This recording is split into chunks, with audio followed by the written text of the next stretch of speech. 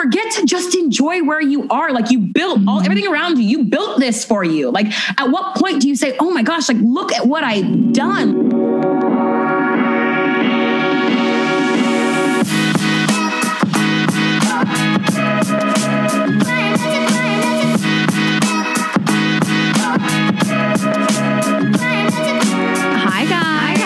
Welcome back to another episode of Girls Gotta Eat. Welcome back to a second edition of 2020. Oh my God. Welcome back to the never-ending apocalypse. It's been a wild ride. It's upon us.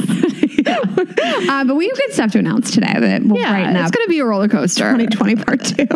Oh my God. Did you see that meme that was like, well played, December 37th? 2020. December 2020 stays undefeated. I love when you say it stays undefeated. I say 2021 stays undefeated.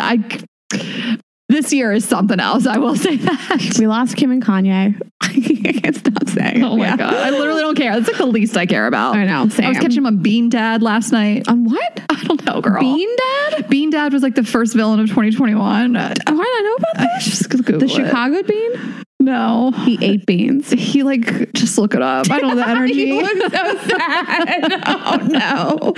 Okay. All right. Well, we've kicked it off at a high note. Wow. Sorry guys. We're lighting up. We have a big announcement. Okay. Let's just come out hot and announce our next live show. We're doing it for Valentine's. Yep. You are my Valentine for the 4th year in a row. I know. You know what? February, man. Listen, we're going strong. I have coming up on 3 years. I've spent Valentine's Day with you every year for 3 years. Okay. Well, we'll talk about that at the show.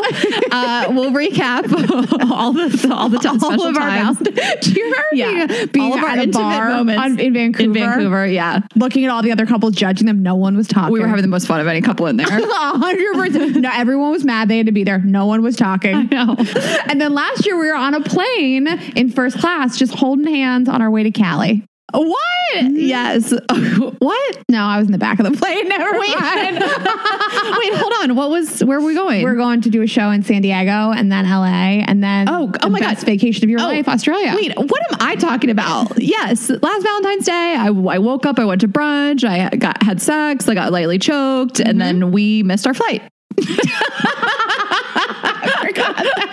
Listen, we'll talk about this more all at the show. We'll share some of y'all's Valentine's experiences. We have so much fun stuff planned. We have special guests, of course. This is going to be epic. Like, it's going to be so much fun. It's going to be Thursday, February 11th. You guys can get tickets on our website. If you have questions, always, of course, email the ticketing website, but just go ahead, click that. You'll get a code for the show, one code per person. But guys, start having those Valentine's Day parties. Invite your friends over and have a date night. Yes. And we did this because we were originally like, let's do a Galentine's Day show, like, single ladies, whatever. And then it was like, we realized how much of you watch this with your partners and like your boyfriends, your girlfriends, whatever. And so we were like, let's just do it prior to Valentine's Day. So as always, the show, we'd love that. We would prefer you watch it live, have your little small gatherings with your household, like make your charcuterie boards, all the things, but you will be able to have access like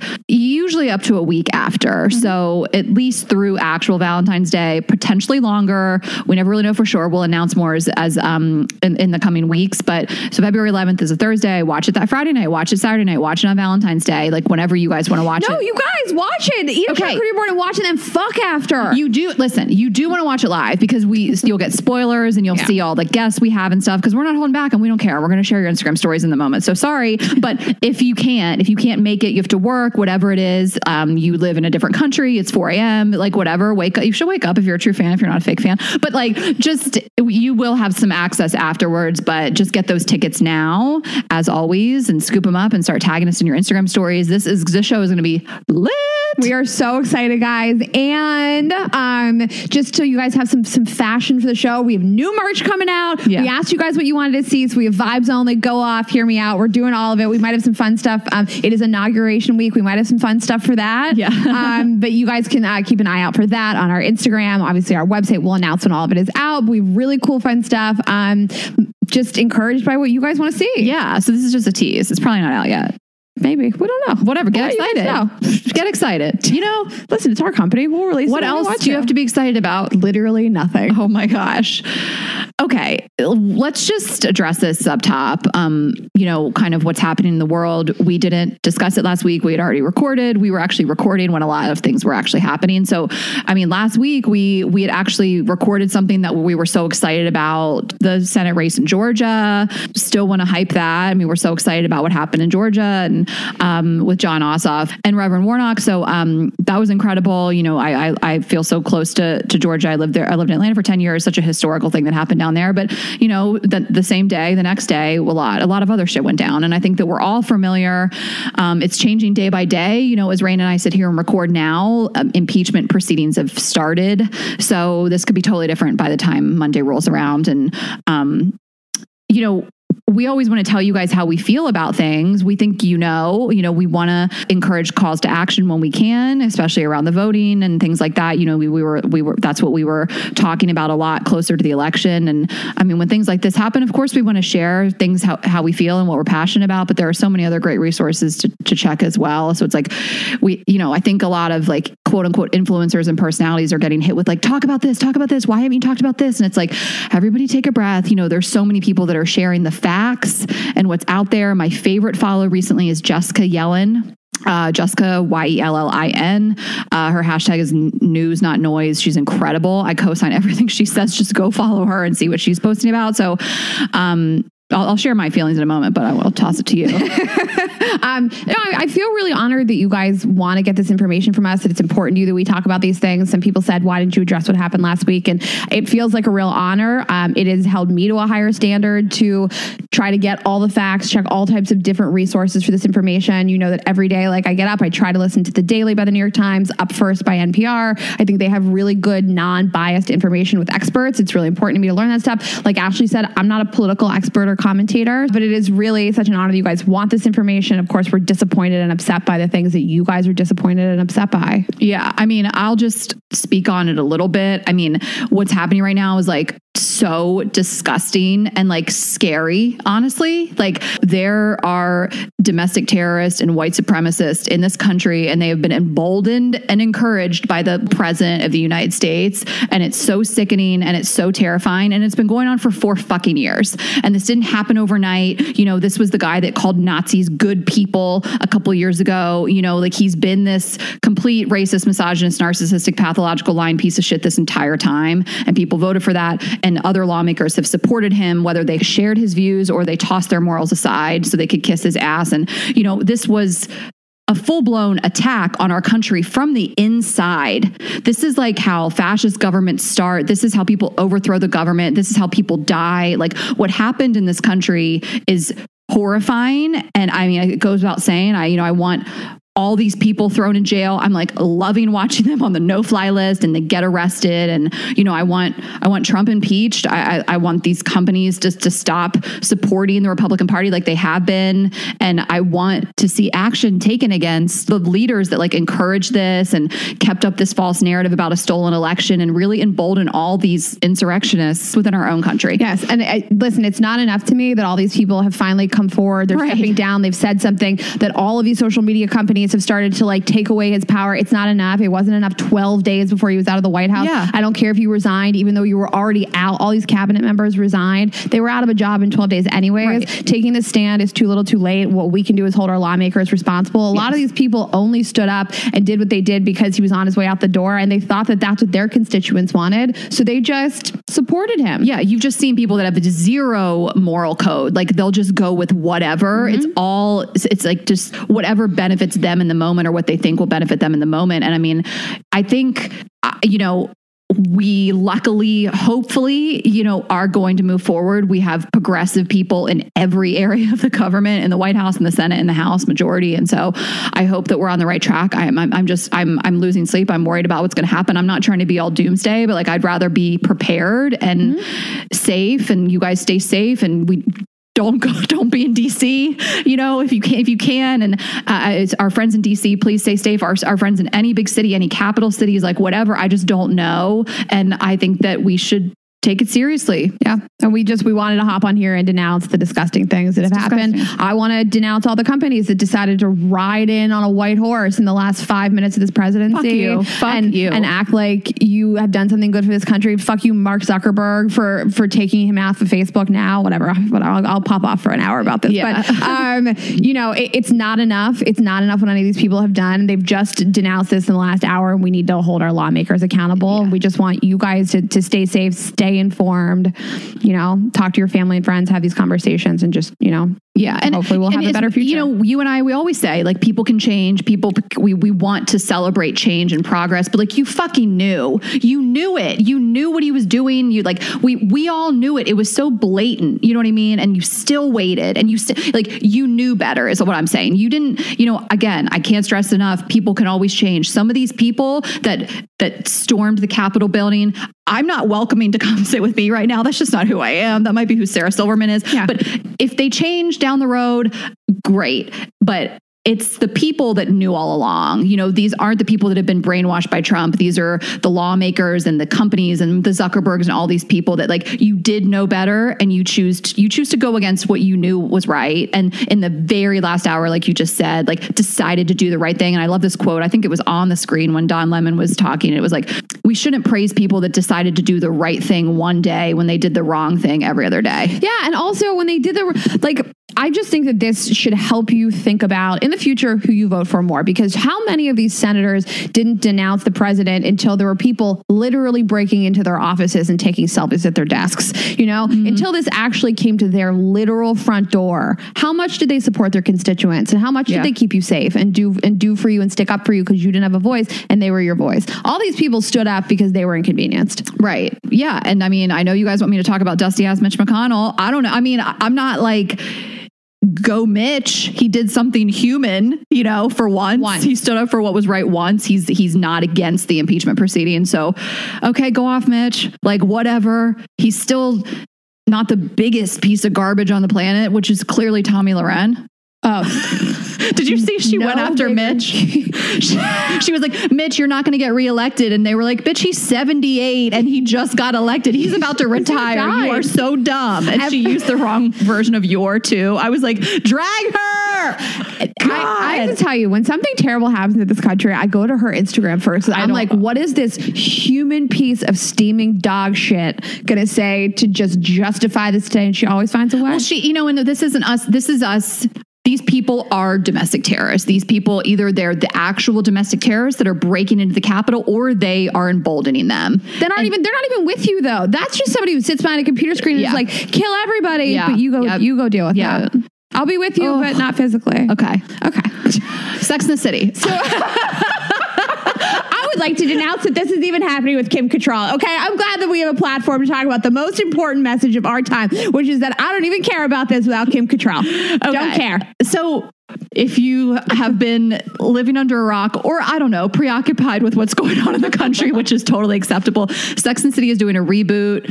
It's not even called Sex and the City because it can't be called Sex and the City because it's about three married ladies. It's called The City. No, it's called and just like that. Ugh. So yeah, it's going to be on HBO Max. Obviously, that'd be so shady if they just it was on Netflix. They were just like Hulu. Yeah. Ashley's favorite platform where there's only first season shows. It takes me 10 minutes to even find it within the interface. Okay, so Samantha's not going to be in it. I'm not going to use I'm using their character name. Samantha Jones. Samantha Jones is not going to be in it. What I think that you and I talk a lot about Miranda, because the joke with Miranda is that we all hated Miranda when we were watching it 20 years ago or 15 years ago, 10 years ago, whatever. And then we realized we loved Miranda. I still, at the end of the day, Samantha is the snackhead of the bunch. Samantha is the most sex positive. She's the most girls gotta eat approved character. She's the best one. All the crazy sex stuff came from Samantha. The normalization. She dated a woman just out of nowhere. She had sex for her pleasure with whoever she wanted. Her orgasm was always a priority. And on top of that, I relate with Samantha with her. She was dating younger guys, even though I'm not doing that anymore. And she didn't want to have children, and she chose herself over a relationship. And I think that goes without saying that she is the most closely aligned with what we do for a living. I would say, like, if I looked at who changed my life the most growing up, like that gave me permission to do certain things that I never would have done, it probably is the character of Samantha Jones. Yes, I'm like a Miranda stan. I like love her, and I love the message. And but the person that really made me think about the world differently wasn't like this girl who moved to New York and bought Louboutins writing one column a week. It was Samantha Jones. It's Samantha Jones. Like, it's just, and so I don't know how they're going to address it. Like they need to address it. I mean, and Samantha, I mean, I love Kim Cattrall. She's like, it's over, guys. It's over. Maybe cast me with a woman of color. Just throw somebody else in there. Give a little diversity to the show. Like, I feel the same in that it's over. So like, you know me, I love the first movie. Of course, some of it hasn't aged, but it's an older movie. It was like 2008. The second movie was garbage. I pretend it doesn't happen. So to me, the whole series ended with the end of the first movie. The second movie was absolute garbage. And I think that should have let us all know that like, this is over. Like, its time has passed. That being said, of course I'm going to watch it. I don't want to shit on it. I like the idea of a show about women in their 50s. I just love the normalizing of like these three friends and they're in their 50s and they're living their best life, assuming that's going to be the tone. So I like that. I just don't know what the tone is going to be. I'm excited to see. I don't want to shit all over it. I hate that Samantha's not a part of it. I kind of feel like, again, the series is over for me, but I want to see what they do with it. But like, I don't know. It was Sex in the City. It was these women in their 30s and their 40s, like running around the city. And like, Carrie's not going to be in a fucking bra running around Manhattan. Like, that's what I love, My hope is that it is this continuation of like, Carrie is one of the few characters, and Samantha, that like didn't have children that I saw represented like on television. Yeah. It's just like she had this fulfilling life. She didn't have kids. So like, maybe they'll really lean into that. Cause like, I think that, one person said this to me out of the hundreds of emails we got from our beautiful episode about not having kids, but one person was like, well, your life is good now, but like, what about your 50s? And I would love to see representations of women in their 50s that have these amazing lives without kids, because there's so much more you can do. I just, again, that's why I have mixed feelings. I love the idea of a show about these friends in their 50s living great lives and happy, fulfilling lives, especially if some of them don't, if one of them or, whoever doesn't have children, but like, it's just like Sex and the City. This isn't how I want to remember it. It's not the same show.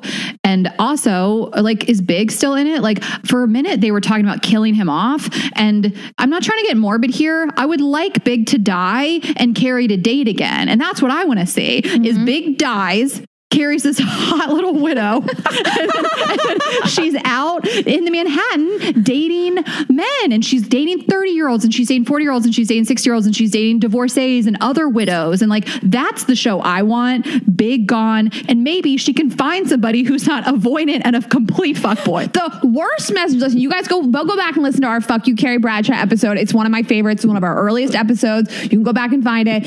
He and their relationship are one of the worst messages to women we have ever seen. And then the movie, he leaves her at the altar and he sends 4 emails, and she takes them back. Literally the least effort of all time ever in email. Yeah. And we deep dove on all this. Fuck You, Carrie Bradshaw is a 2018 episode. Just scroll down and you'll see it. It'll pop right out at you. Fuck You, Carrie Bradshaw's title. Some of our best work still to date. Our first bonus episode? I think so. I remember editing and just like coming all over myself of how good I was so proud of us.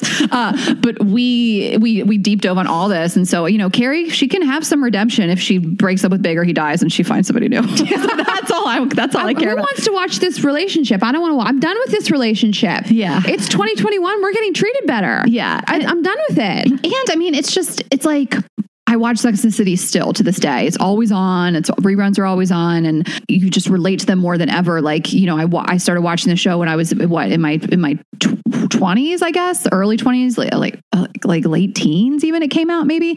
And so then it was like, then I was their age, you know what I mean? And then it was like so much more relatable. And I was like, oh my God, I feel this on such a deep level. Like, the show is actually so realistic. I'm dating some of these men. We've dated these men, and it's like, it's just not going to be as relatable to me anymore. That women that are in their 50s and some of them have children, they're married. So it's less relatable. And that's not to say that I'm not glad they're doing it, because I like the concept. I mean, listen, Listen, we're gonna watch it. We're gonna watch it, but it's just like, are we gonna feel like I just want to see Carrie like put on a bra and go to the bodega? Well, listen, you know, remember when she wore the bra to the bodega? Yeah, I think about it all the time. I think about all of her outfits all the time. Like, I want to sit like I mean, you know that like I think you're more empathetic you're more sympathetic to reboots. I don't want any of them. Like I don't want Saved by the Bell reboot. I don't want 90210 reboot. Like let's make new shows.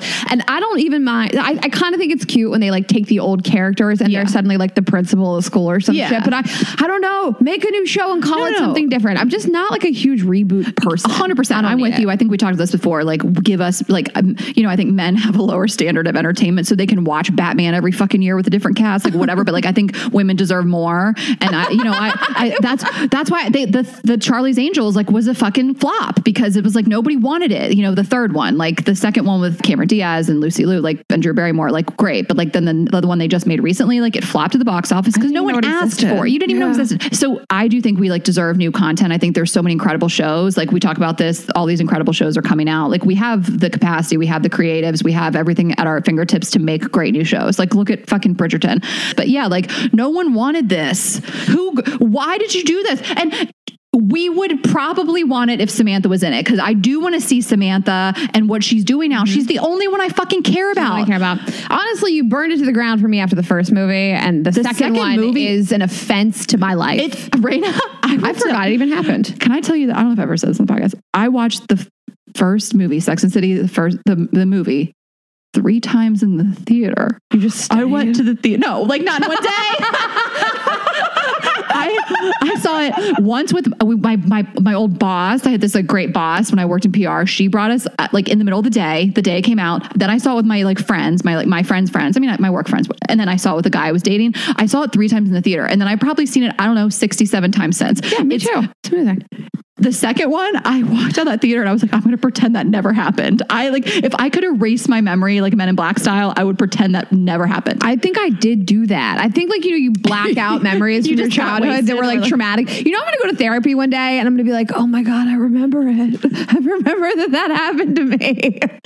Okay. Well, we will let you know what we think about it when it comes out. Yeah. I do have one more rec for you guys. Also on HBO Max because I can get it now on Roku as of like last week. I watched The Undoing last night. I watched all 6 episodes. I'm very excited for you to see it. It really is a fantastic show. It's 6 one-hour episodes. Nicole Kidman is this like Upper East Side, rich, married to a doctor. She's a therapist. There is a murder of a parent in her children's school, this Upper East Side school. Okay. It happens in the first like 10 minutes of the show. Okay. So there's not like and then the 6 episodes are about who did it. So there's all this really great character development, a lot of emotions. I feel like it's really realistic. And finding out that your husband is not who you think that they are, and that certain friends are not who you think that they are. And I thought it was really well done, and really, I'm actually like, I might watch it again. I thought it was really fantastically done. So I'm not surprised. I actually haven't heard anyone that didn't love it. Mm-hmm. Like my parents, both of my parents, like everybody I've ever talked to. So I will tell you, I am like weirdly saving it. Like I think it's like I have this thing that I haven't watched yet, and I'm just like, I want to save it for like the right moment. So I do plan on watching it. What I started was a recommendation from some of our listeners.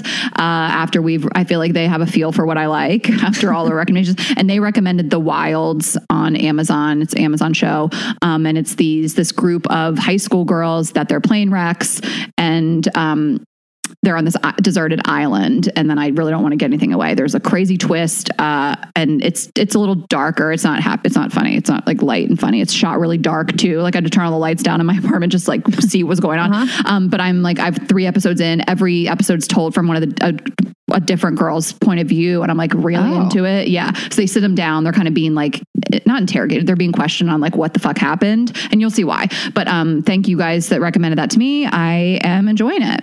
Cool. I think we have like a good recommendation slide for this coming week. Okay. We'll throw Bridgerton in there too. Yeah. The only other thing, I do have a date tonight. He just confirmed that we're good for 7. I love that you always say allegedly, but I'm excited. Well, I say allegedly until I'm there face to face with the person, because you just never know. No, this is a person that is older than me. Listen, there's nothing I love more than saying you're going to do a thing and then doing it. So I mean, it won't work out because it's an app date, and John Berger said, yeah, He said, don't do it. But no, I said I was going to do it. I'm doing it. I'm proud of you. And he's hot, girl. I'm excited. All right. So we'll do the update on next week's episode. Yeah. This week we have a really exciting episode for you guys. We have a Peloton instructor that Ashley and I both really, really love. We're talking about confidence, body image. We talk a little bit about loss with her. She really is so phenomenal. And I love that we really focused this episode, we've recorded it already, on just being really confident and just liking yourself rather than weight loss. Yeah. And I think some people can be sensitive to weight loss and how to lose weight. Which is fine. We think you should love your body at any size. It's what works for you. You know what I mean? Like I think whatever size you are, you should love yourself. And if you're not happy with yourself, then you should do something to make a change. We always say that, you know what I mean? So I think sometimes people can think like weight loss can be kind of like triggering, like in a fat shaming way. And I don't feel like that. I think people should be able to share their journeys because people do want to get fit and lose weight, and we can offer them those tools. So we have a little bit of that. If that feels triggering to you, then maybe this isn't the episode for you. But she had a big weight loss and she talks about it and she just shares her story, and that's that. So at the end of the day, we're all about love yourself no matter what. Take up as much space as you want. Live your truth. But for those of you who want to hear those types of stories about body transformations, she shares hers. Yeah. So I hope you guys love the episode. We're really excited to have her. And she is really just such a light. So oh my God, she's incredible. I love her. She'll be our friend. Okay. Let's get into it with Tunde. Yes, I'm so excited, guys. We have a very special guest in the house studio with us today. We are excited to welcome. She is a former makeup artist turned Peloton instructor who in her free time works with S.P.E.A.K, a project she started which aims to elevate the voices of those dealing with adversity. Ashley and I are huge fans of her cycling class. We love her style. We love her red lip. We love her playlist and just her overall positive and powerful vibe that she brings to literally all of her classes. Please welcome to the studio. Welcome to the studio, Tunde Oyeneyin. Can you just follow me around and when I'm having a down day, repeat all of that?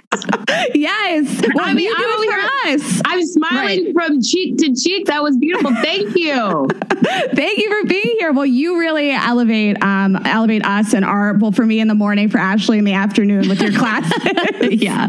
Thank you. Thanks for riding with me. Yeah. I took my first, I'm new-ish to Peloton. So my first class that I took of yours was the Beyoncé class with Alex. And I was like, who is this woman? I was like, she is bossing him around for one. And I was like, her energy is, I cried, the whole thing. Like it was just, and then I went to your Instagram and I was just like screenshotting and sending pictures to everybody. I'm like, do we all know her? Who is this? Who is she? Like it was I just love everything about your style. The Beyoncé 2-for-1 ride with Alex Toussaint will forever go down as one of my favorite rides to teach. But he and I have such a great friendship that, I can yell like that on stage and he knows it's just all in good fun. But yeah, so much fun. Well, it was incredible. You were just like, get up. And like, it's the most, you are like in the middle of this monologue. It's so beautiful. I'm crying. Everyone's crying. And you look at him and you go, get up. And he was like, what? And you were like, get up. Like he was just like, okay. Like it was so much girl power. And it was like porn to watch. It was exercise porn.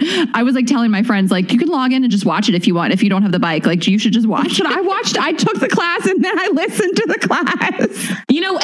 It's funny. That's definitely a class that I just played it back to those big moments like that. It's almost like the class is over. He and I looked at each other when the class was over and we're like, wait, did that just happen? Because 30 minutes in real time feels like 30 seconds when you're doing something that you're so excited to. And there was so much hype around it before we went into it. And so, yeah, it was one that I had to watch it back to see what happened. Like, wait, what did we say? What did we do?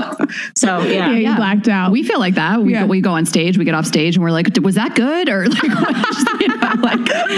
right. But it was, but we want to hear everything about you. Obviously Ashley and I have independent journeys with Peloton, but she really got me into Peloton. It really has changed my life. And so we're really excited to have you here and just hear about how you got into this, how you changed your body, and just changed your career and everything that you've done?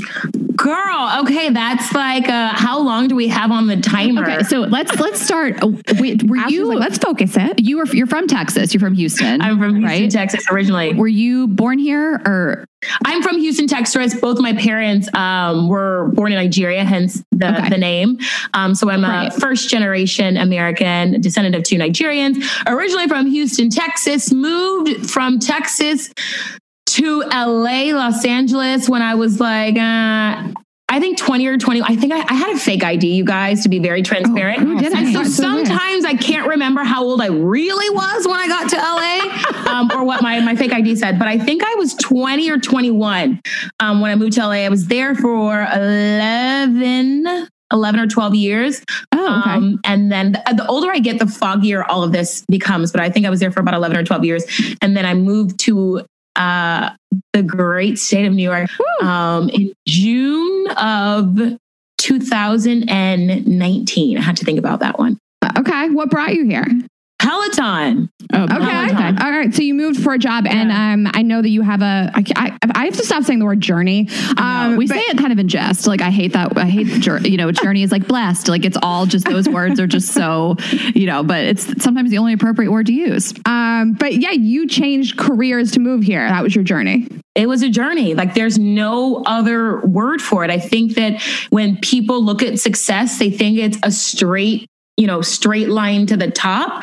But I say journey because when you're on a journey, when you're on a quest, you're going somewhere, you think you're going in the wrong direction, then you start to get lost, then you pivot, then you're going again, and then you think you're going the right direction. Not only do you get lost, but you've rewound and gone backwards. So it's been a journey to get here. There's no straight line about it. Well, let's talk about your physical journey.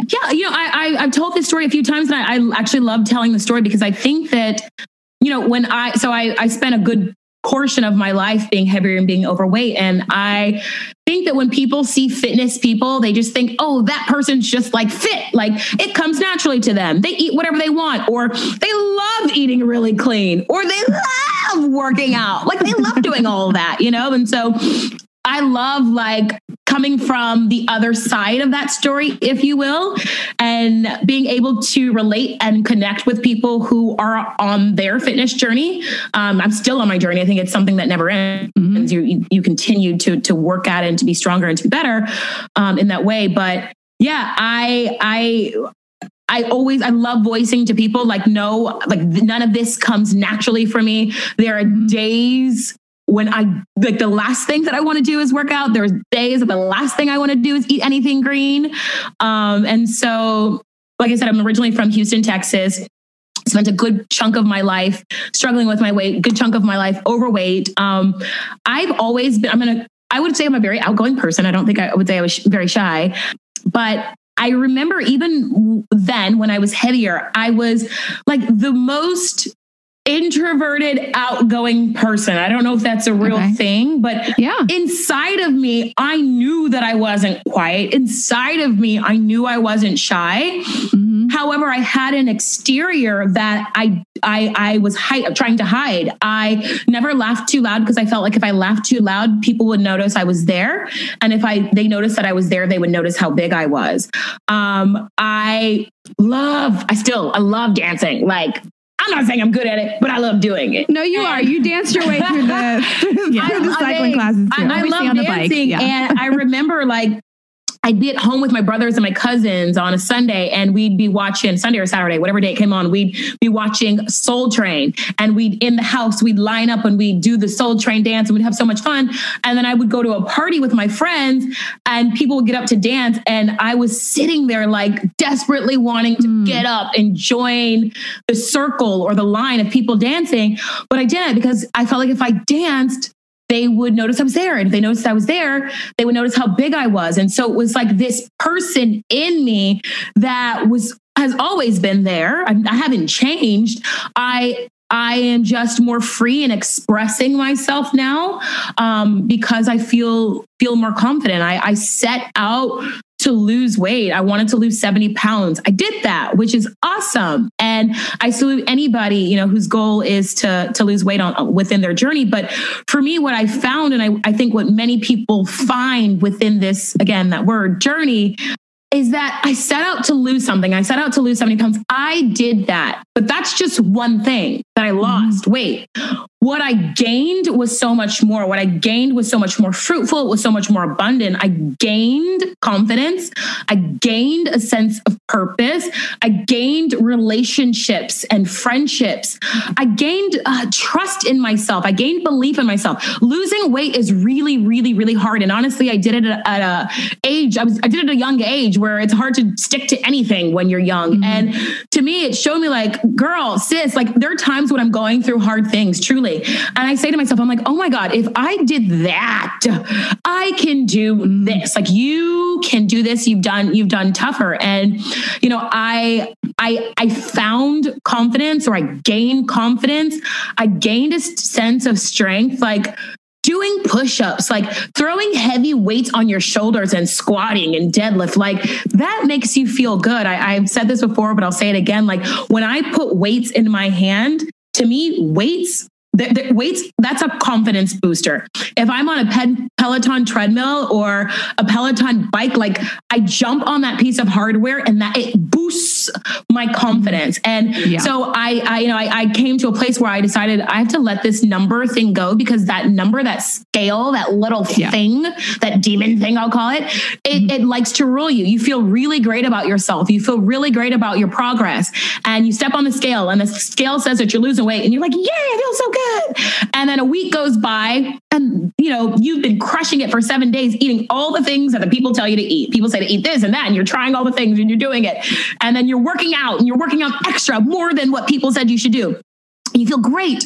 And then you step on the scale and the scale says that you're going in the opposite direction. You feel great. And then you step on that thing, and that thing has the ability to redirect your energy in the way that you feel. And so I threw that thing out a long time ago, and I go on strength. I'm like, oh, I want to, you know, deadlift X amount more this week, or like those are the goals that I seek. And so I look for what I can gain versus things I'm trying to lose. The thing that is really inspiring to me about you and how I want to learn is like, I want to learn to be fit by somebody who fought to get there. Right. Like not somebody that the message is like, I'm just like this, you know, I'm just like this. I love working out. It's amazing. Like personally for me, at least to motivate me, I want to know that somebody like fought their way there and could stick to it. And it sucked and it's not always fun. And eating this way isn't always fun. And like, the scale doesn't always show you what you want to see. And personally, like on my body, I'm the same way. I have a scale on the floor. I've never put batteries in it. Because I don't want to, you know, I know that like my clothing fits differently. I have less cellulite than I used to. Things are tighter, and that the classes aren't as hard as they used to be. And that's my measure, not the number. Classes aren't as, that's a good one. The classes aren't as hard as they used to be. I love that. Yeah. I got weighed yesterday. I went to the gyno and I was like, I have not been on a scale since the last time I was at the gyno. Like, it's just, I don't believe in scales, and every scale is different also. And like, I was like in the room by myself, and I just like moved it to a different place on the floor just to prove to myself. And it was different. Like they're just, they never tell the truth. But I love what you said. I think there's, you know, today we have such a body positivity movement, which I love and I appreciate. And I think that like any woman should be confident in her size at whatever she feels that she loves her body in. And I think that like, you shouldn't be scared to get up and dance because you think you're too big, you know, like you should just do it. But for you, it was about how you wanted to feel. And that's how I feel, you know, I'm just like, this is how I feel comfortable. And I think everybody should love the body they're in. And if they want to change it, they should be able to change it, you know? So I just think that it doesn't mean that like thin and fit is good and being overweight is bad. It's just like how you know you want to feel. Right. And in full transparency, when I started, I didn't start for a feeling. I started because I wanted to lose weight. Right. Mm-hmm. And then at some point, because I think first I said I wanted to lose, you know, X amount and then X amount. And then you're hitting these goals and you're like, okay, well, I'm still not happy. Let me go for 5 more. Okay, well, let me go for 10 more. Okay, well, if I can just lose 2 more, I'll be happy. And then it was like this endless thing that you're chasing that the joy never comes. My not New Year's resolution, but my New Year thought, my New Year intention, if you will, is I don't want my ambition to rob me of my current blessing. I don't want my ambition to rob me of my current joy. And I think of like, you're working, you're trying to build these things. You have goals that you're trying to attain or that you're aspiring towards. And you forget to just enjoy where you are. Like you built everything around you. You built this for you. Like at what point do you say, oh my gosh, like look at what I've done. Like I started here and like, look at what I've done. And the same thing goes back with your body. Like rather than just thinking, oh my God, I have to lose 15 pounds. I have to lose 15 pounds. Do you know how many people would kill to be in the body that you're in? Like, or at what point do you either think that, or you think, wow, I know I really want to lose 15 more pounds, but look at where I am today and look at how hard I work today and look how strong I feel today. And so I think it's all about like mindset and rechanneling that. I was actually talking to a friend the other day and we were talking about Serena Williams, and Serena Williams is the most athletic, I'm not going to say woman, she's the most athletic human on the planet. Yeah. And she's not a size 2. And it's like her big legs equip her with the power to play the sport that she plays so well. And it's like, I was talking to my friend and I was like, gosh, I wish like I'd seen her. I'd seen that when I was little, like someone like just in their fullness and loveliness and lifeness.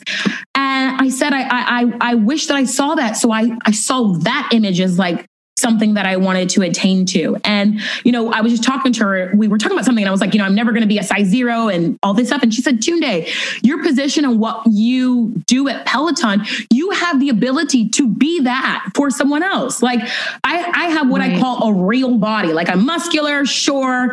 But at the end of the day, it looks like a body of a human being that you know what I'm saying? And so it's also nice to know, okay, well, maybe there's somebody who's taking this class right now that says, wow, she's a real human. Like, and that is seen as she's a real human. She's strong. And perhaps that's seen as like, something that hopefully inspires someone to just love the body that they're in and just get stronger in it. Yes, we love that. I love this notion that you like pause to say like, yeah, I have goals in the future, but like, let's be proud of what today is, because I think obviously this is a dating podcast. I think it really informs the way that you show up in the world when you are with your friends at your job, but also in the dating world and just your confidence in general. And if every day you're just saying to yourself, well, I have 15 more to go, before I'm happy, then I don't know that you ever become happy, you know? And if you just say like, I'm so proud of like this specific thing today, I think it'll inform like your confidence and in the world and in dating. I'd love to talk about, how you think that this is your confidence and has connected to dating, how you used to feel and how you feel today. Girlfriend, considering my dating life is non-existent, there's really not a lot to talk about. Everyone's dating life is sucky. I just mean like, do you remember in high school or feeling bigger how you appeared, romantically versus now? Do you feel like you're more confident? Do you feel like you're the same amount of confident? Yeah. Pre-pandemic even. We can leave the pandemic out of it. Yeah. It's a tough question. I didn't date in high school. I didn't have a boyfriend until I was in college. And yeah, I don't know that any of it has to do with size, honestly, as a factor. I think it's just, I'm 35 years old. I think it's just stepping into my womanness, owning my womanness. I think, yes, with working out and living a healthier lifestyle, I've gained confidence and I've gained a sense of power. And by power, I don't mean like how much I can squat or bench press, but power meaning like, I define power as like when you're doing something in alignment, like that tingly feeling that you get when you're doing the thing you love. Like, for example, the tingly feeling that you get when you do a podcast, right? You just love doing it. It feels so good. And you finish, you're like, yeah, I wish I could just feel like this all the time. I've been able to tap into that and access that feeling as I become more confident, as I step more into myself. And so, yeah, I think my relationship, my non-existent relationship, but my relationship with the relationship of the activity of dating, I think that has, I've gained more confidence in that because I've been able to step into my purpose and my power more. Love it. Yes. Go off. And I just have another personal question. Do you prefer to date people in the fitness world or does it not matter to you? Not at all. Okay. We don't don't date comedians, so we hear you. I don't know. I ship you and Alex, but I mean, if you guys don't want to date, it's fine. Oh, Alex is like, I hate to crush America's dreams. I know. Alex is my friend. He's a very nice guy. Yes, he is also very handsome. And yes, we are very much only friends. Oh, do people ask you that a lot? You have no idea. You have no idea. Even my close friends, believe it or not. That is so fun. They're like two hot people. They have to be fucking. No. He's a lovely guy though. He's the best. He's a brother to me. It's funny because he's younger than me, so he's like my little brother. But he's incredibly wise, so he's like my little older brother, which is very interesting. But yeah, no, I know there's a lot of people that. A lot of instructors, fitness people that do not date people in the fitness industry.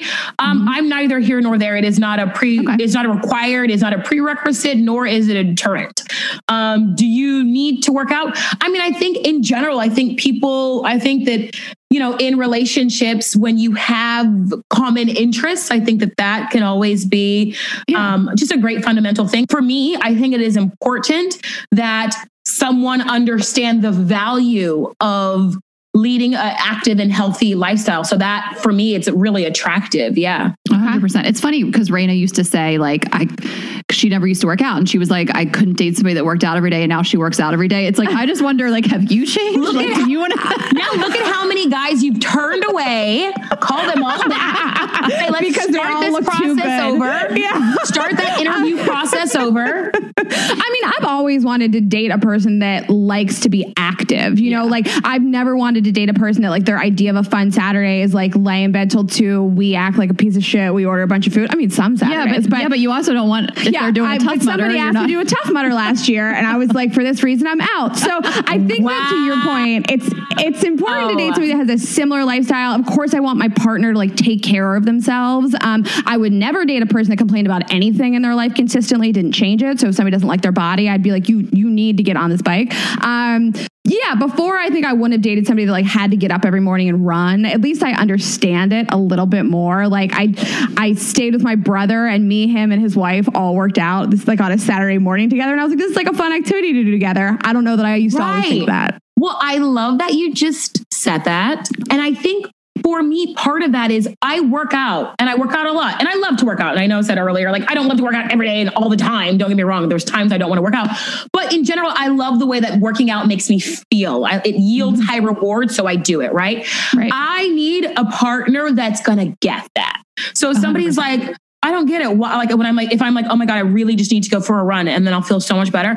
I need my partner to be like, oh my God, yes, please go run so that you can come back and be a better human to me. That's right. I will be a better human for you and to you if you let me get this 30 minutes in real quick, please. It's so us. Raina will be I'll start tweaking out, spiraling. She's like, you need to go to yoga. You need to go find if when we used to go on the road, she's like, you need to go to the gym, see if there's a Peloton in there and get your shit right. I wanted to just ask one quick question. I mean, you kind of gave us a macro overview of your journey, but was fitness kind of the catalyst with the weight loss and the body transformation? Did you kind of find fitness, or was it just everything, fitness, diet, all of it? It was all of it. It was eating right.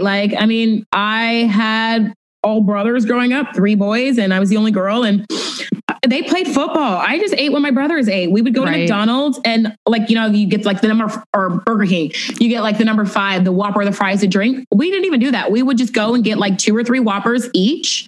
And that was I didn't know. And I think so much of it is just not knowing. When you know better, you do better. And I just didn't know how to eat. I don't think that it was ingrained in the culture. I grew up in the Midwest. We ate what we ate. My mom cooked dinner for us, but my dad took us to Wendy's every other day. I don't know that it was cool or hip, or there was 1,000 Instagram accounts telling me how to eat healthy when I was growing up. Right. Well, I ask because we always say you can probably find something you like doing physically. For me, my weight always fluctuated. And then when I finally started going to Flywheel, this was in 2012, it changed my life. It changed my body. It changed my life. Obviously now it's Peloton, which just, no shade, but Flywheel's closed now. So it was this life-changing thing. Literally, it's so cheesy, but I honestly think of my life and my mental state, pre-Flywheel and post, it's when it all changed. I found this thing that turned into like therapy for me. And then I started doing more yoga, more, Pilates, whatever it is. But I became a fitness person, and it just that there was like a before and an after. Before that, I would run and do that type of thing. But it was like, I found the thing that worked for me. And I think you hear that all the time. And, people like sometimes they feel weird to talk about it because, they feel like other people will be like, oh my God, it's not that deep. But it is. I mean, if you find a thing that actually kind of like changes your life, it's big. And I think that everybody can find that. And it's not cycling for everybody. It might be something else, but there's a thing out there. And, I agree with you. And Peloton is not paying me to say this. However, I am on their payroll, so I guess maybe. But no, but truly, I always tell people, I say, if you don't like running, if I'm building a program for you, I'm not going to say go out and run the next marathon. Right. If you don't like running, try cycling. If you don't like cycling, try Pilates. And honestly, Ashley, I think that's the beauty of Peloton. So many people know us as a cycling company, but we have cycling, we have tread, we have strength training classes. We just introduced Pilates classes. We have family fitness classes, so you can work out with your kids. We have family meditation classes. You can meditate with your kids. You can do yoga. You can do boot camp classes. Literally, it really has become this avenue where you can log into the digital app, whether you have the hardware or not, log into the digital app, and from your home, from your phone, you can take a class with one of our instructors. And again, if you don't like something, don't force yourself to like it right now. I used to hate running. I actually really enjoy running now, and I got into it, but I didn't start with running, right? So find something you like to do. If you like dancing, for example, take our dance classes.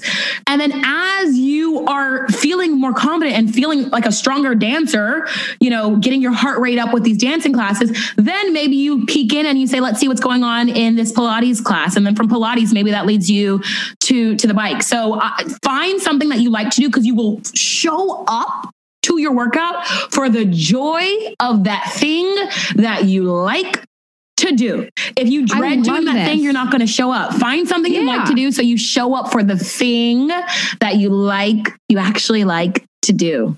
I like this notion because I was like, I looked at runners' bodies and I was like, I want that body. And I tried to run and I was like, I fucking hate this. And I don't want, my body feels like shit. I don't enjoy this. I honestly, the getting dressed and walking out the door is the hardest part for me. Now I put on a pair of underwear and a bra and I work out.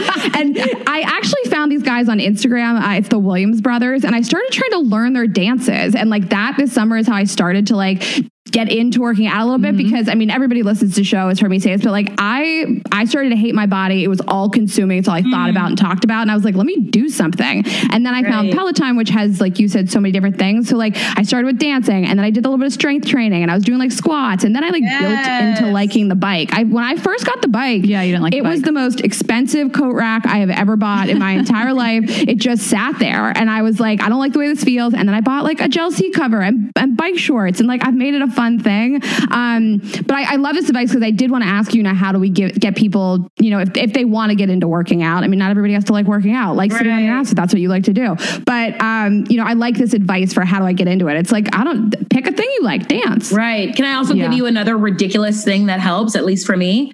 Yeah. When if I feel cute in my workout clothes, like you said, the hardest thing is walking out the door for me. Days that I don't want to work out, and I'm working out in my own house, nobody can see me, but days that I don't want to work out, I'm just oh no, I don't want to wear this, I don't feel good in this, but finally when I put something on that I feel supported in and cute in, I'm okay, let's get this little workout in, get a little because then afterwards you have a little glisten going, maybe there was an Instagram, a little selfie moment, but it's just I try to find just anything that's going to make me, look forward to getting that sweat in. It's all the things. It's the fucking water bottle. I had bought this top that really, I don't have large breasts, but it did some sort of sorcery. And I was down at the Peloton. This is before I got my own. I was on the one in our building, and in the glass, I was like, what are those titties? And I did an Instagram story, a boomerang. They were bouncing. I was feeling myself. I was dancing. My DMs were lit. They were first of all, what is this? It was a bra top. It was a crop top with a built-in bra from Beyond Yoga. And it just, I felt so sexy. I don't know. It's just, and you got in a great workout workout that day. Yes, yeah. but she got a good thirst trap in, which is even more important some days. Yeah. You know, just do it. I did this boomerang of myself stretching the other day. Let me tell you, it is the #1 story I ever posted. And just do it for the traps. Yeah, like it's really true because I mean it's just so funny because I would go like in college I would go on the elliptical whatever at the gym.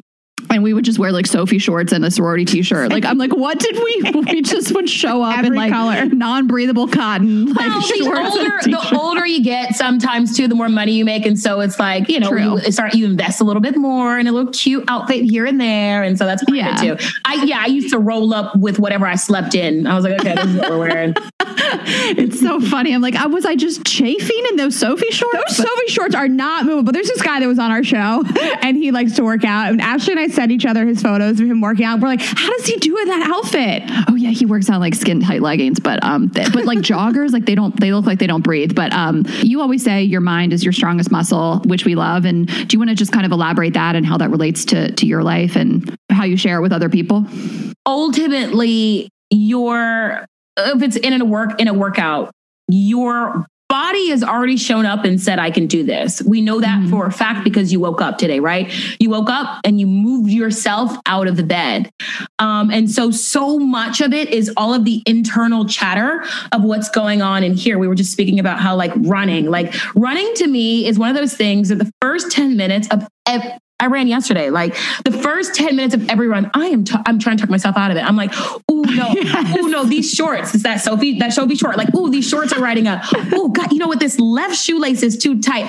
You know what? This scrunchie is no good. My hair is there's all these excuses that I'm making to myself of why I should just get off of this treadmill and just not do this today. And there's something that happens, after the first 10 minutes of just the biomechanics of it, your body and your brain, all of it starts to work together. And some of that internal dialogue that's saying, I can't, I don't want to, I don't need to today, I shouldn't today, all of that chatter begins to subside. And so ultimately, it's your mind that leads the muscle. Yeah, in a squat, your quad is the dominant muscle that moves. But what's stronger and what's more important than that quad, what activates and tells that quad to move is your mind. If your mind said, throw the weight down, we're not into it today, you're throwing it down. And so if you can come back when the workout gets to be too tough, or at the start of the workout when you really don't want to do it, or before you even start to put the workout clothes on, if you can come and say, so much of this is just dialogue. My body says that it can do it right now. I'm going to keep doing this workout and I'm going to push myself until my body physically begins to show me this is enough. I'm going to, this is enough for today. And so your mind is your strongest muscle on, off the bike, on, off the tread, with or without a weight. Like in everything that we do in life, your mind's gotta show up and say yes to do anything. Yeah. And I always think about when you're going through something that's difficult. For me, once you get it out of your body, then it's just your mind. Cause I think so much stuff sits in our body. And for me, I get that out working out. If you need to cry it out, you need to scream, whatever it is, get it out of your body. And then you just have to work on your mind. And I think that it's so mental. So much is mental. Like you can choose to wallow and feel sorry for yourself and just feel in that kind of victimized, sad, depressed mindset. And there's a time and a place. Like you should always feel your feelings, we say, but then there comes a point where you just have to choose. I just think you have to choose to shift your mindset, whatever it may be, whether you have to go out and just get some fresh air, you have to call a friend, whatever it is. I think that it sometimes boils down to being a choice. Your energy is going to go where your attention goes. Your energy goes with where your attention goes. If you're sitting, obsessing, we'll talk, we've been talking about body, so I'll relate it to that. But if you're feeling and that's where you're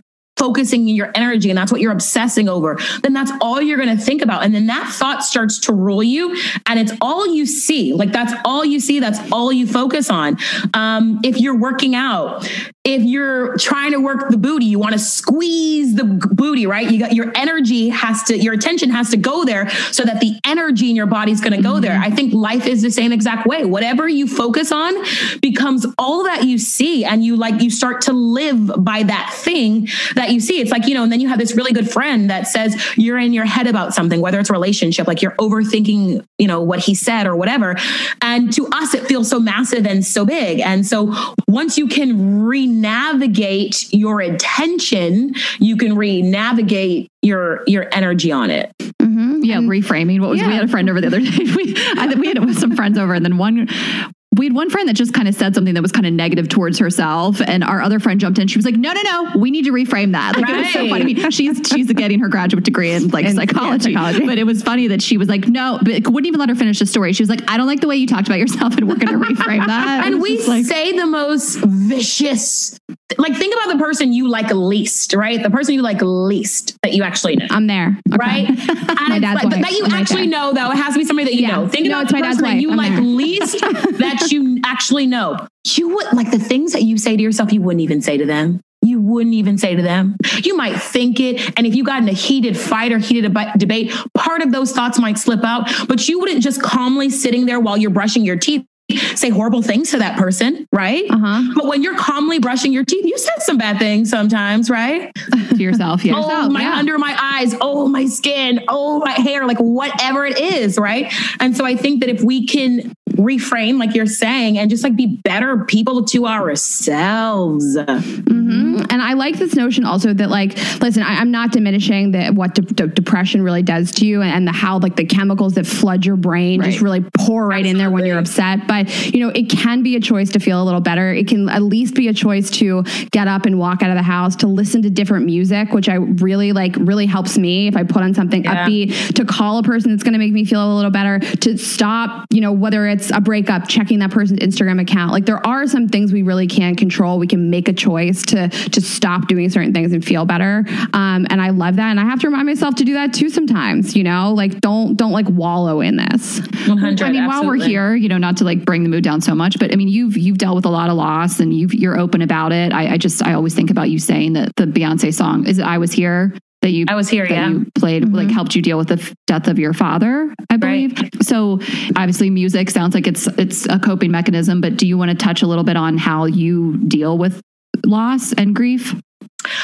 I mean, there's no like one size fits all, with grief. You grieve in the way that you grieve. And, I lost my little brother when he was 19 years old. And then 3 years after I lost him, I lost my dad. And then 3 years after that, I lost my mom. And so it was all before my 30th birthday. And it was all obviously all very quick, all unexpected, and all sudden. And for me, it's like I would do anything. Like, I would do anything in the world, on the planet, to have one more second with any of them. Like, to have 2 minutes to see them again, to talk to them again. And with that said, I say that to say I would do anything to have a moment with them again. And I do believe that we all go through things with purpose. I know that I am the woman that I am because of my experiences. I don't let my experience or my past, I don't let it dictate my future. However, I pull learnings from it into every day. Everything I do for them. Every single thing I do for them, for their name, for my family's legacy. I do because they cannot, because they're not here to do. So I do in the knowing of how short life is. You see on TV when people are like, oh my God, we didn't think that would happen to us. That was me. That I said that 3 times, like, didn't think that would happen. Didn't think that would happen. Didn't think that would happen. And so, now anything can happen. I realize that anything can happen. And so, I try to live in each day with that in mind. I feel like life would give me such a pass if I just wanted to be like, someone who did absolutely nothing and just sat in my own sorrows every day. I truly believe that people would allow me to do that. They would say, oh my God, she's been through so much. We understand. Like, yeah, girl, take your time. And with that being said, I still, all of that happened before Peloton was even a thought. All of that happened before I'd even taught my first cycling class ever. And so that is definitely part of what propelled me to step into this, which I know this was divinely mine. It was going to happen. And I think going through those things allowed me to unlock this position in my life. I don't think I would have seen it. or I don't think I would have gone after it with such urgency. I woke up basically one day, I took a cycling class, I left the studio, and in that moment after taking the class, I knew that I would not only be cycling for the rest of my life, I knew that I would not only be teaching it, but I knew I'd be teaching it on the world's biggest platform. And I knew that the world was going to know my name for it. That was after my very first cycling class that I took. And I could have listened to that hum, or I could have just pushed it off as, you're in New York City and it's snowing outside and maybe this is just like a nostalgic moment you're having. But I listened to it and I leaned into it because I know how short life is. And so again, without the, I don't want to say that learning, because it's definitely a lesson I didn't want to have to learn. But without those experiences, I don't know that I would have seized and jumped on what led me to this with as great urgency. I probably would have said, I'll do that later in life. But everything I do, I'm like, let's go, let's do it, let's live. Like right now, I'm in a season. I don't know how long this season will last. And so I'm just like trying to grab all the fruits of it while I'm here. Well, thank you for sharing. I mean, it's an unbelievable loss. And it's just to see you and be in your presence, you're just this like radiant light of like happiness and optimism. And it's just, you chose that for yourself, like you said, like if you just decided to never do anything again, the world would be like, yeah, we get it. I can't imagine what she's been through. But I mean, you're such an inspiration to me. Yeah. So, thank you for sharing. Yeah. This was really, really beautiful. Thank you so much. I'm so inspired by this. And I totally agree with Ashley. If you just said, the world is against me and all these things happen and I'm just going to sort of wallow in it, no one would blame you. Right. And I think it's an incredible inspiration to aspire to be the kind of person that takes these experiences and spins them at least into something positive and inspiring to others. Right. Yeah. I think from it too, like I feel like I'm not supposed to bottle up those experiences. I think part of my story is sharing those experiences to allow other people to see that it's hard, but eventually one day, you will be okay again. You'll never forget, and you'll never not feel and not miss them, but one day you will be okay again. Yeah. And you need it's like how we need role models and everything, how we need somebody to look up to in whether it be fitness or career or comedy or whatever it is. So it's like you can be someone's inspiration in that way that's lost a parent or sibling or all of the above, and just be like, okay, if she can, live her life in this way, I can too. So I think people like you are very important. Yeah. I think that the common mantra to every single person that goes through loss, whether it's a relationship, a parent, a pet, whatever it is you're going to be okay. It's going to be okay. Give it time. And it's like, well, fuck you. Like, I know eventually it's going to be fine. Right. And I think that at least for me, knowing that like the pain of something like this didn't kill you and that you can move on. I think at least I have always taken inspiration from that. It's like, you're going to be okay. But I like looking at other people that have really gone through tremendous struggles and know that like they didn't die from it. And because you feel like you're going to die sometimes from the pain. Right. So it's nice to know that you come out on the other end. Right.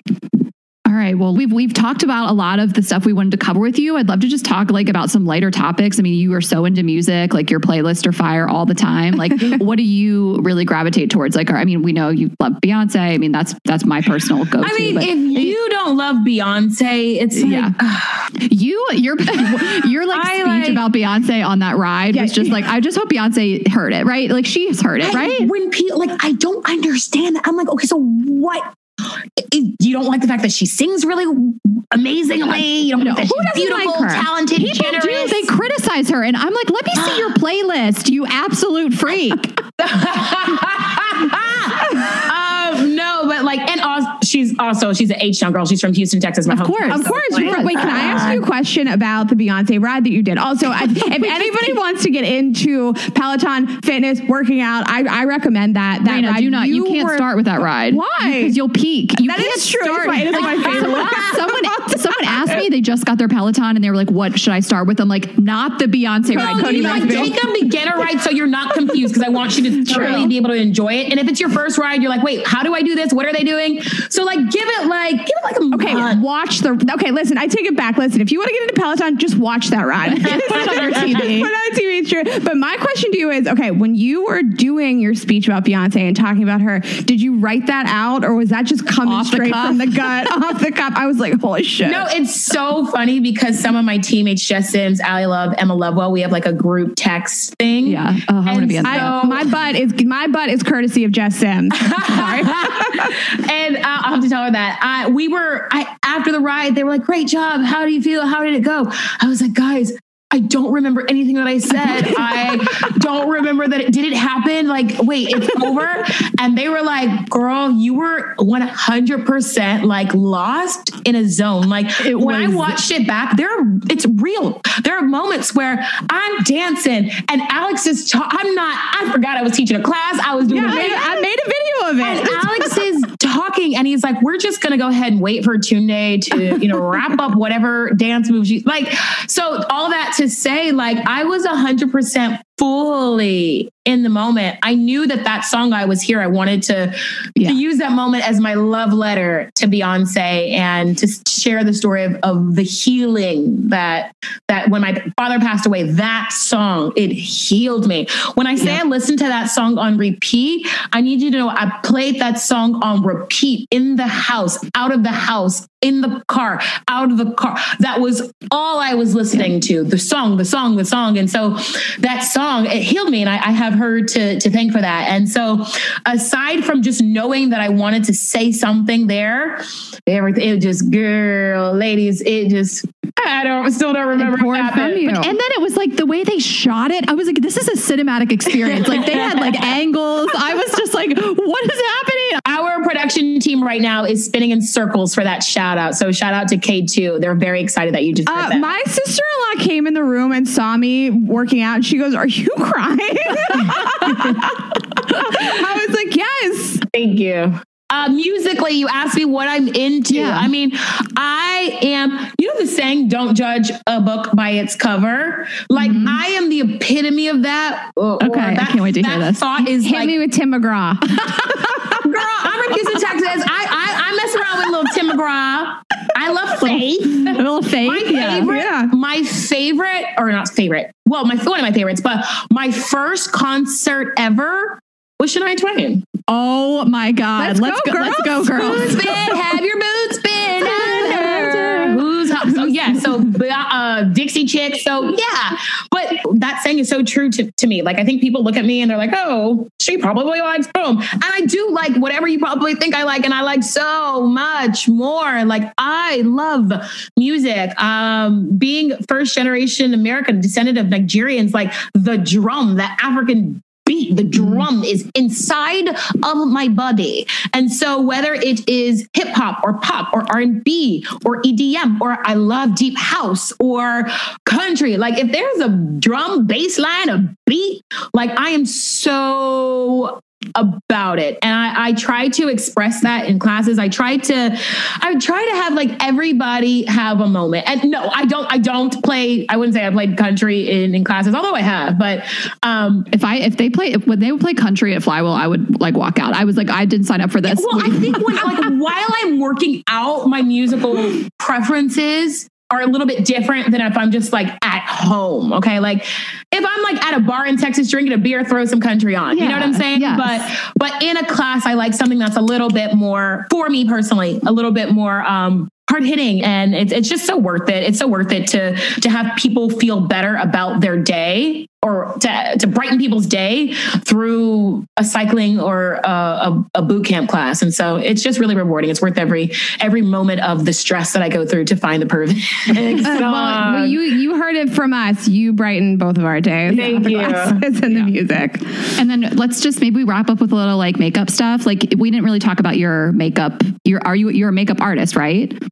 Yeah. Well, I keep saying was, but I guess I still am. I didn't like forget how to do it. You retire from the game. Yeah. I didn't retire my brushes. They're still somewhere. Okay. But I am a 16-year makeup artist. it's wild because I got into makeup because I wanted to make people feel better. I growing up didn't have a lot of confidence, or I like hid that. Right. And so, I fell into makeup because I love gifting people with confidence. Gifting, like it's something you give them and they unwrap it and they feel really good about it. And so that's why I loved that. And here I have the ability to do that in a bigger way, because, you gift somebody confidence physically, and it can change their life. It can change their health for the better. So there's that one piece of it, just fitness alone. You gift people with confidence that can sometimes be life-changing. And then it's also very crafty to never have to hire a makeup artist for anything that I do, photo shoots or whatever, because I know how to do it. I actually was just talking to Jess Sims the other day. She was on a show, and I was like, oh, did you get a makeup artist? And she's like, no, da, da, da. And she was like, wow, it must be really nice to never have to worry about that. And I was like, oh, yeah. I guess so. The amount of times I have to go to a Sephora before a show. Yeah, but then we get our makeup when we were touring. Like listen, people who do makeup are not always good at makeup. And Rain and I had so many bad experiences that we just took it upon ourselves to like learn makeup more. Yeah. Like, cause we would go get our hair done, but I was like, these people have fucked me so many times. Remember the time you sent that girl home? What do you mean? I asked this girl to leave, but also never forget the time we went to Sephora and Ashley let me go by myself and they turned my eyebrows black. And Ashley goes, that's what you get for getting your eyebrows done in a Las Vegas Sephora. She went to a Las Vegas Sephora. This girl had glitter above her eye. Like it was straight out of the night. People want a beat down. Like I cannot tell you how I used to travel. I used to travel around the country doing makeup. And anytime I was doing makeup in Vegas, people would always be like, oh, it's not enough. Oh, it's, can you make it stronger? Can you make it stronger? And I was like, baby, I don't know how much more color I can put out onto this face. There's not any more room. There's only so much room to put makeup. And so they probably not ever heard that. Like they're not used to people in Vegas. They're not used to people saying that they want less. And so no, you were like, I'm not a plastic surgeon. I think that you're at the wrong place. I think you're done here. Well, I love that is a red lip like your signature for years now. Has it always been a red lip for you? Yeah, I love red lips. I'll say this. I remember the first time that this is way before I'd become a makeup artist. I think I was like first year of college or something. And I went to the MAC counter and there was this guy and he was like, I really want to do your makeup, blah, blah. And so he put this red lipstick on me. This story actually happened like 3 different times, but he put a red lip on me. I was so excited because he was like, yes, you can wear red. You can do it. You can rock it. And he put it on me and I was like, oh, thank you very much. I couldn't wait to walk away from the counter to wipe it off. Cause I never, oh my God, I just felt like I looked crazy and horrible. And 3 other times at 3 other different counters as it happened. And so one day I was like, why do people keep trying to put this color on me? And so I was just like, you know what? I'm going to own it. I'm going to keep this lipstick on. I think I went to Estee Lauder or something. I was like, I'm going to keep this on and I'm going to wear it. And so I wore it through the mall and everyone was staring at me. And I told my best friend, I was like, everyone's staring at me. I want to take this off. She was like, have you ever thought to think that everyone is staring at you and they're staring at you, not thinking negative things? Have you ever stopped to think that they're thinking, oh my God, that girl's so beautiful? And I just thought to myself, I was like, oh my God. And it goes back to like your energy and like where you put your focus. And my focus was on everybody thinking that I looked crazy. And she was like, no, everybody thinks you look really beautiful. And so I love red lips because I think when you put red lipstick on, you are saying to the world, I am confident, because you're not going to put a red lip on and say, people, please don't look at me. Like if you put red lip on, you're saying, I'm okay with you looking this way. And so it makes me feel, even if I don't feel confident now, because I wear it so much, I don't feel confident. I put on a red lip and you know what? It sure does make me feel good. And so that's why I like to wear it. I will also say it reads really well on camera too. It just kind of like brightens you up on camera. And so when I'm cycling, I don't put red lipstick on to work out at home. However, on camera, it's a big plus in my book. This just reminded me, I used to have a beauty blog and I remember it just came back to me. I just started doing red lips at one point in my life.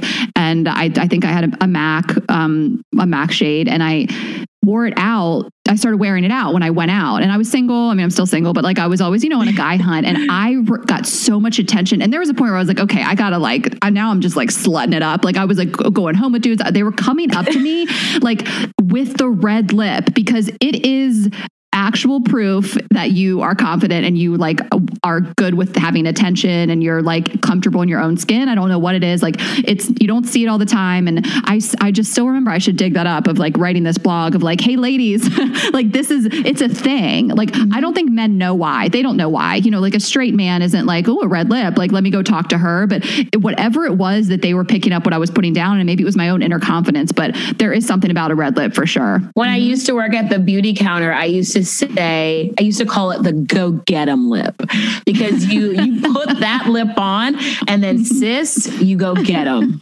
Yeah. Oh, it was Ruby Woo. Do you know? It's like, I love Ruby Woo. So good. I had a heavy Ruby Woo phase. Yeah. Should I be doing this? I have the best lips of anybody I know. Your lips, I don't even know. These DSLs, I don't even know if they can handle a red lip. You would wear a red. Oh, you would wear a red. Yeah. I'm trying to wear every man in the city. That hair color. Yeah. A red would, like a blue red would look really pretty on you. I think. Okay. Yeah. All right. Well, then I'm going to do it. Well, and then while we have you, I mean, what can we do that's better for our faces? No, but like, what do you like? Do you like Fenty or do you prefer? I mean, I think we've come such a long way with like makeup. For people with deeper skin tone, I think that we've come such a long way. And like I said, I was in makeup for 16 years and I worked with some of the top cosmetic companies in the world. And I was fortunate enough to be in a position where I was able to really speak with and the people that made decisions in product development and marketing. And, the number of times that I was told, like I would say like, hey, we need this color. Hey, we're not talking to this client. Hey,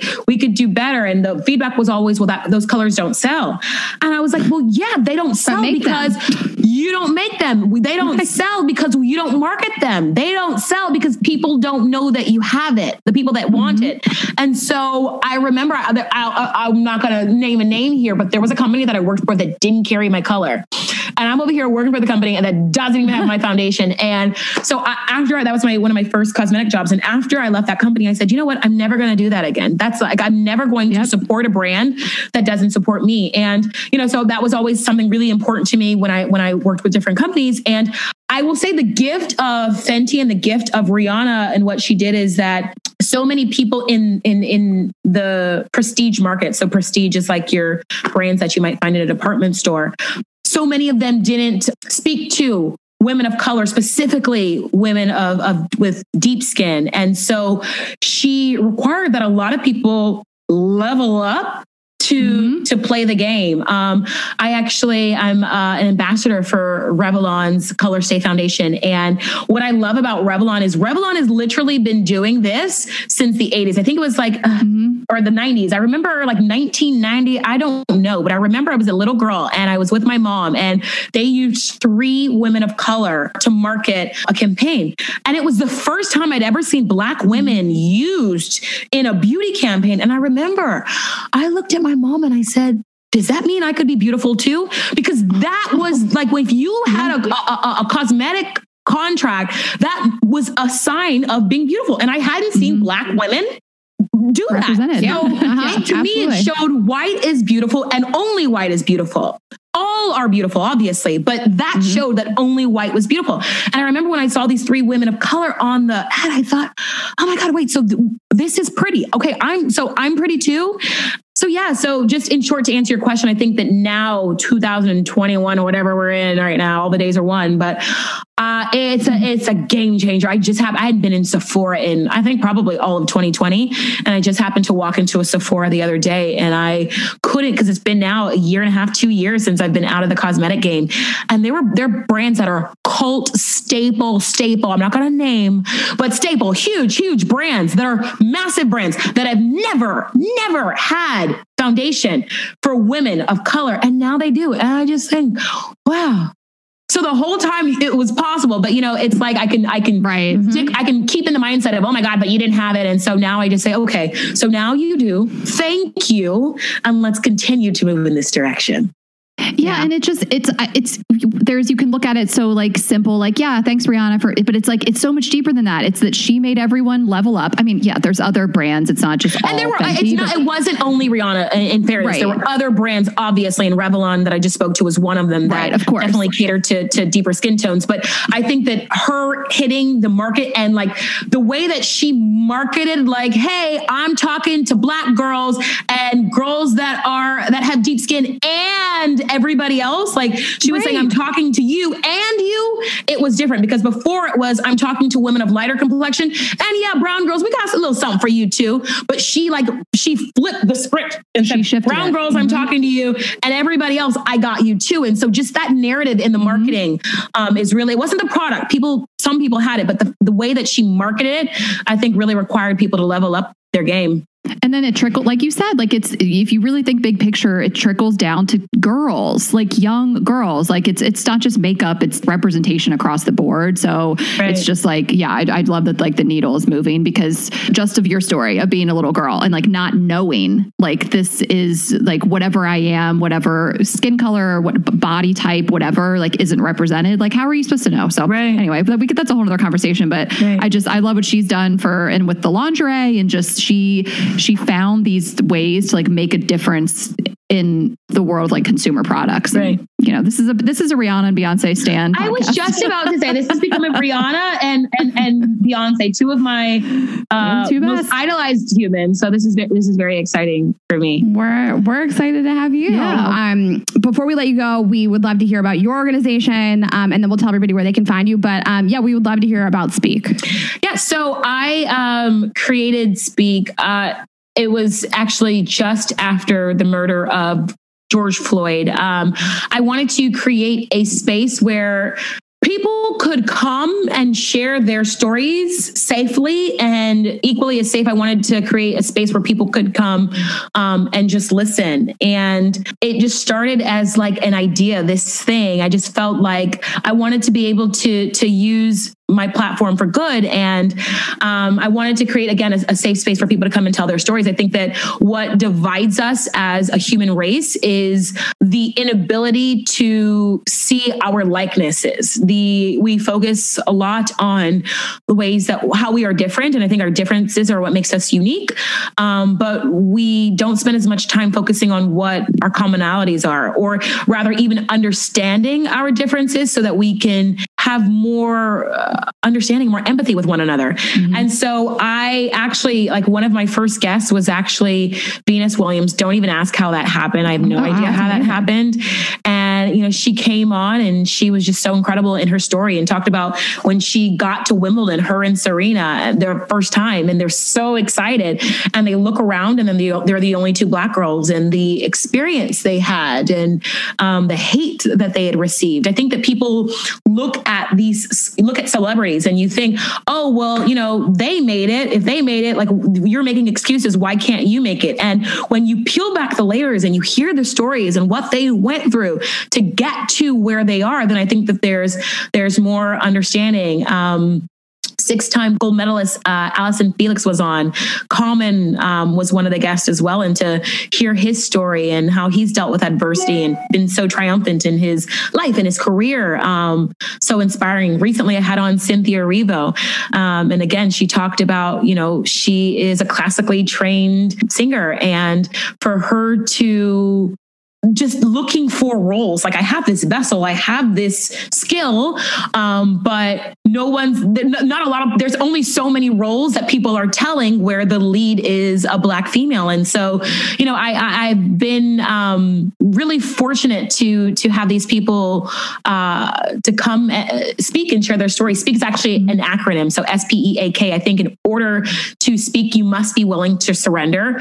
You have to know your power, because your power, you sit in it and it's what fuels you. You have to lead with empathy and love. I always look for guests that are willing to tell their story, yes, but their story and their experience is coming from a place of love. I think that the only thing that can drive out hate is love. Hate is fueled by more hate. Hate loves hate. It seeks it. And so the only thing that can kill the breath that hate needs is love. And so when you lead with love, you lead with empathy. You must be authentic in your experience, in your word, and you have to have the knowledge and the, again, experience to back it. So S.P.E.A.K. And so that's just a Instagram series on my Instagram channel. And it's just been really rewarding to hear my followers, to hear their feedback and how they are inspired by someone else's story. I love what you're doing, and your energy is infectious, and the interviews are great. So keep it up. We can't wait to watch more. Yeah. Will you tell people what your Instagram handle is and how they can find you? Because I'm sure every person is going to go flood this and watch. I'm the worst social media person in that. No, you're great. I should have a Twitter. I should pay more attention to my Facebook, but you're doing a lot. My Instagram is Tune, like the music Tune, TUNE, number 2. Tunde, Tune to Tunde. You guys will find it. That just tripped me up. You guys will figure it out. Just start typing it in. And it'll be in our description of everything. Also, anything else? Obviously, they can find you on the Peloton app, phone, computer, see you on the leaderboard. The bike. Yeah, that's what they always see you on the leaderboard. Thank you so much. This was such a pleasure. Mm-hmm. Yeah, thank you again, Tunde, for joining us. We really appreciated talking to you. Thank you so much for having me. I had so much fun. This was a great conversation. Yay. And you guys know where to find us, girlsgottaeatpodcast.com. Get merch and tickets to our virtual live show on February 11th. At Girls Gotta Eat Podcast on Instagram, Ash Hess, Raina.Greenberg on Instagram, girls_gotta eat on Twitter, and youtube.com/girlsgottaeat. We'll see you next week. Have a good week, guys. Bye.